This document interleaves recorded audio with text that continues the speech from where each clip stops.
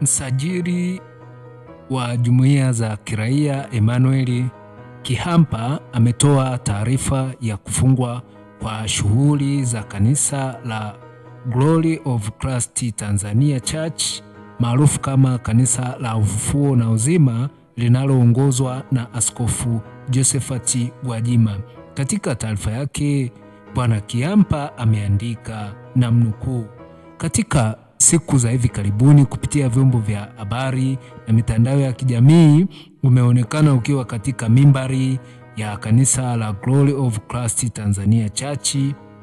Kanisa la Ufufuo na Uzima, ukitoa mahubiri yenye mwelekeo wa kisiasa na nia ya kuichonganisha serikali na wananchi. Vitendo hivi ni kinyume cha sheria ya jumuiya sura ya 333 chini ya kifungu cha 17 kikisomwa pamoja na kifungu cha 39 cha sheria namba 3 ya mwaka 2019 kwa kuwa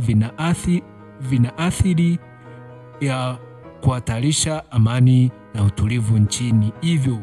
kwa mamlaka niliyopewa chini ya kifungu cha 17B cha sheria ya jumuiya sura ya 337 kikisoma pamoja na kifungu cha 39 cha sheria namba 3 ya mwaka 2019 kilichofanyia marekebisho kifungu cha pili cha sheria ya jumuiya na kujulisha kuwa nimefuta usajili wa Glory of Christ Tanzania Church, Kanisa la Ufufuo na Uzima kuanzia leo tarehe 2 Juni mwaka 2025. Unatakiwa kusitisha shughuli za kanisa lako mara moja. Kadhalika unakumbushwa kuwa kwa mjibu wa kifungu cha 19(1) cha sheria ya jumuiya sura ya 337, jumuiya ya kiraia iliyofutiwa usajili wake ni msajili wa jumuiya za kiraia inayo haki ya kukata rufaa kwa waziri wa mambo ya ndani ya nchi kupitia kwa katibu mkuu kupinga uamuzi huo. Hivyo